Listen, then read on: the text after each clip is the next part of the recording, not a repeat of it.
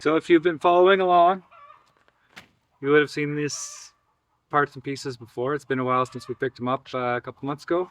But this is for our climate battery. So this is our chickens are going crazy right now laying eggs. But this is our 4-inch weeping tile with the sock. It's perforated, so that's going to allow moisture to come in and out.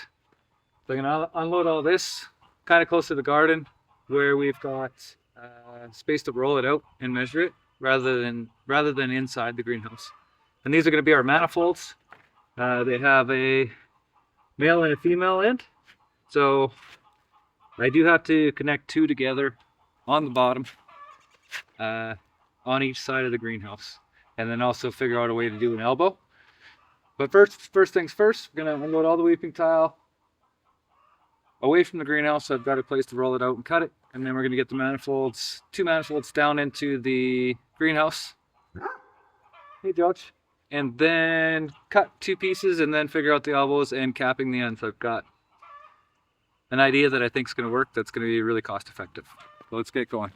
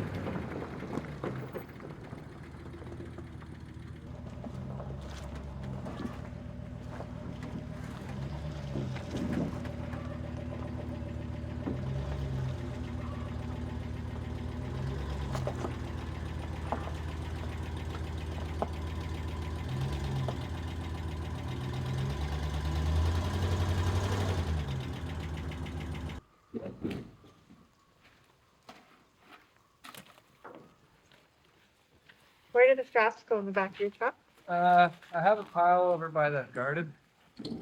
Mind just putting them there? Okay. Let the sun hit them and they're a bit frozen. Here's another one.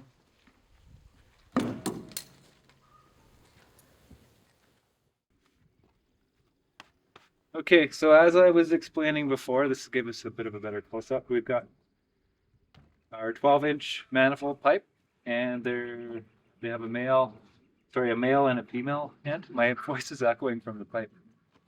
Hello. It's so they can hear it. Oh, Ned's in the Jojo. Anyway, sorry about that. Okay, we have the male and female end, so they'll insert one into the other to get our full length because these are 20 feet. And our greenhouse is 30 feet outside, 27 feet inside. And we're going to make this probably, I'm going to go 8 inches shorter on either end. So we'll be right around 25 foot something. 25 foot 8, I think. Total length for our manifolds. And then we also have to plug it. So this is just a standard 5-gallon pail lid, which will fit here. Fits quite nicely here. And I'm going to use two-part epoxy plastic weld to cap it. Be the same here too. Just to actually fully secure this in place. It should work quite well. Once there's backfill and everything against it, it's not going to go anywhere. So it work better this way. That's my plan. What do you think?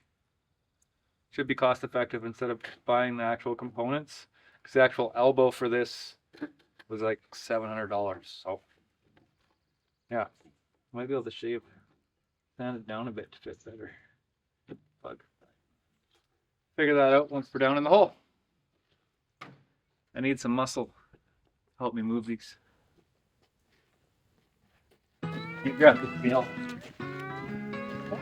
Yeah, I'm gonna just grab it, drag it. Okay. You don't have to pick it up till here. Okay.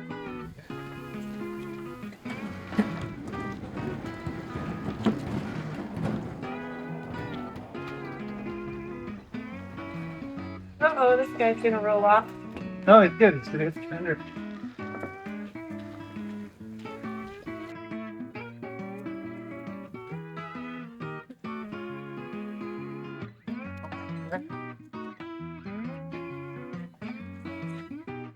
On the board? Put it. Sure.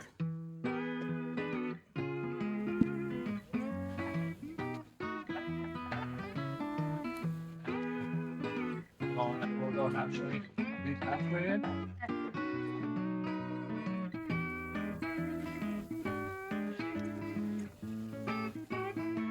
Good.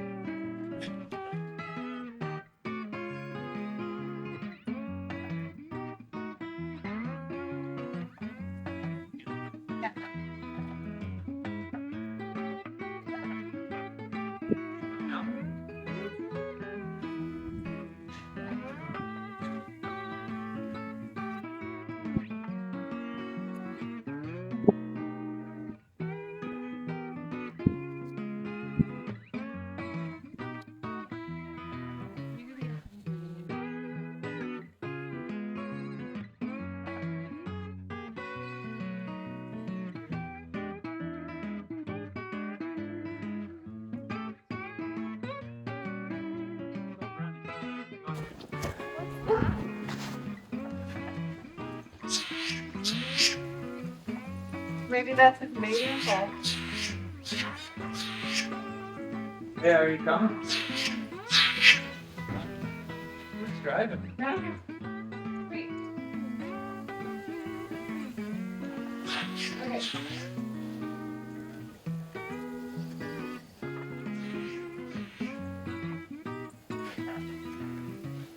Heavy? Yeah, you want to do it this way again? You come here?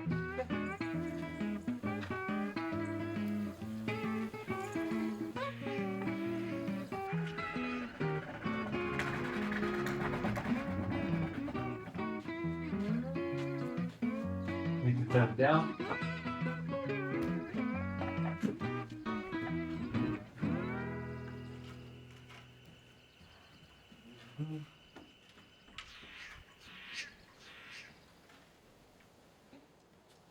Oh. By the time we're done the last one, I'll have the rhythm down. Where is this one going? Here?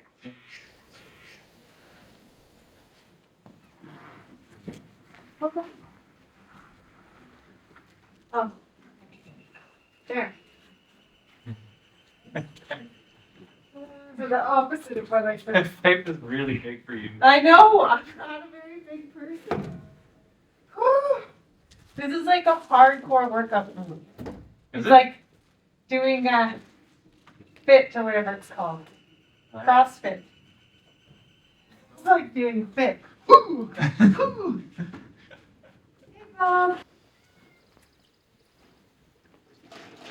So it's actually over 20 feet. Yeah. But I need to figure out how I'm going to do the elbow before I can figure out cut. Look, give me a second. I'll be right back Okay. after these messages. Nettie. You want to hold this? Look important. Nettie. YouTube equipment, paraphernalia out of the shop. Come on, man. Come on.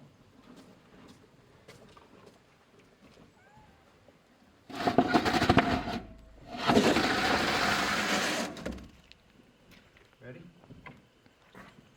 Okay, so what I'm thinking of attempting is making a elbow out of 2 buckets, which I think is going to be a little challenging, but they're $5. So if I was to put it in, that way it doesn't work.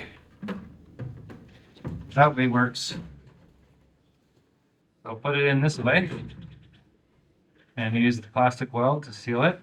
Maybe some spray foam as well. The trick's going to be cutting these together in a 45.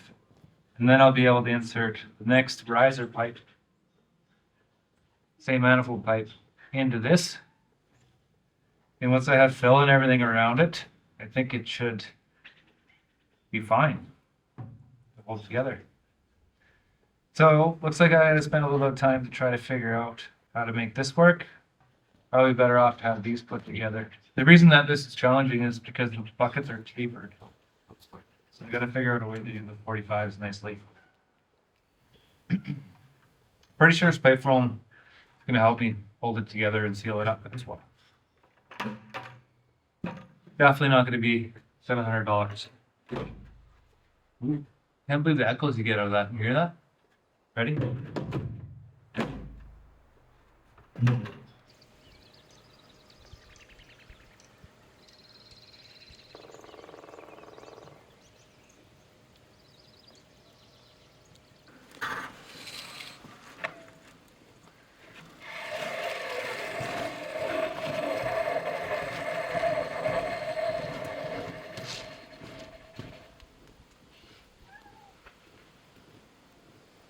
Look straight.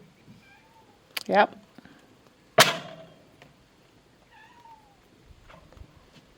Stars.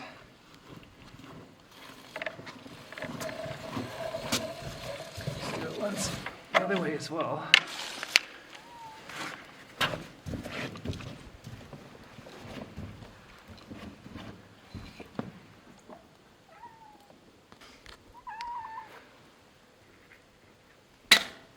Oh yeah. Fluorescent orange. See that all day. High vis. I love it. Hey Ned. Okay, so we're gonna mark out the locations for the 4-inch weeping tile with sock, which is gonna be our airlines going from manifold to manifold. We're gonna do them at 2 foot on center. So what that's going to achieve is basically 1 foot of earth on either side of the tubes that could be heated through the ground air heat transfer. Now I have an HVAC guy I'm going to speak with just for the air movement of this.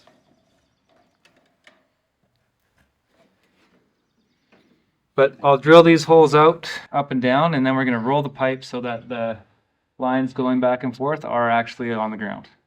And then I might do additional ones on top, but I want to talk to an HVAC guy just to make sure that we're getting equal air movement with my idea in my head. I'm not an HVAC guy. And I'd rather rely on somebody who does this second nature, just to be sure. It's like not normal. There you go. Wow. He had like Velcro on his feet.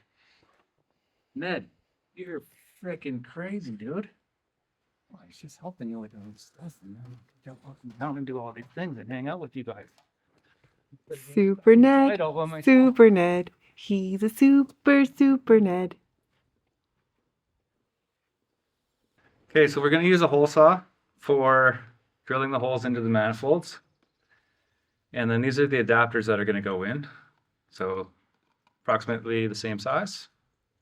This is then going to plug into the manifold, and the weeping tile with the sock is going to connect to it. And these lock in these little tabs. They lock in really well. So that'll hold everything together. And then we can also tape the joint to help with the airflow. So in order to drill these, there's a little trick with the hole saw because it has so many teeth it can really rip your arm off. So you have two different types of chucks for these. One with these little teeth you can see on them, and one without. You want the one with the little machined pieces. And then that screws in. And then it goes into these two holes. You can see there. It locks it in place. That locks it in place. What this will allow you to do is actually spin this in reverse so you don't rip your arm off with the drill.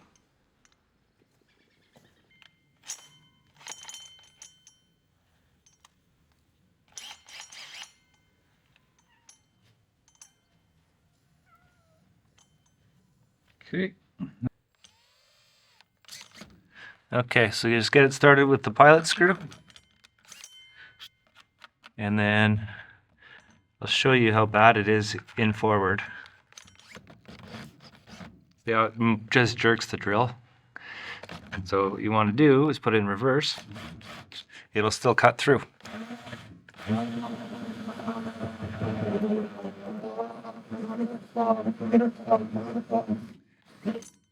And once you get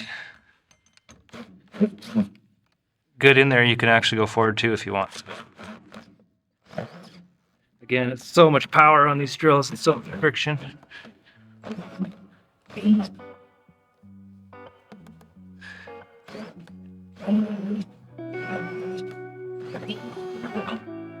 Alright. First one done. Where's my plug? I'll show you that.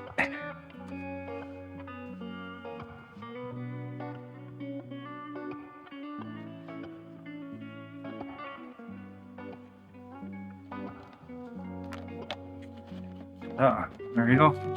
And then we connect our pipes to that. And we have to do this a bunch of times. I don't know how many, I didn't count.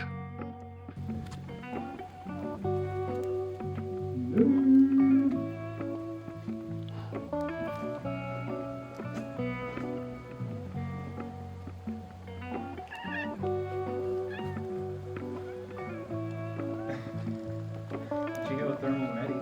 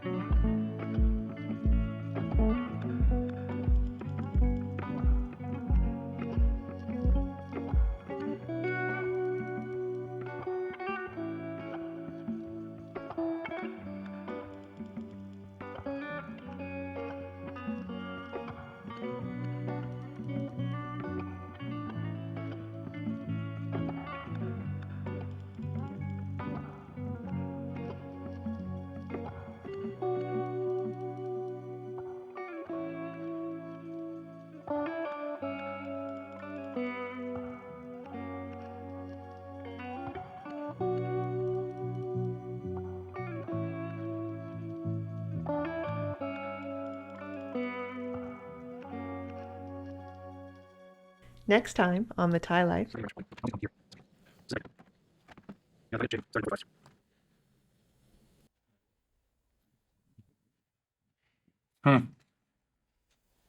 Idea for making an elbow out of Home Depot buckets is not a good one.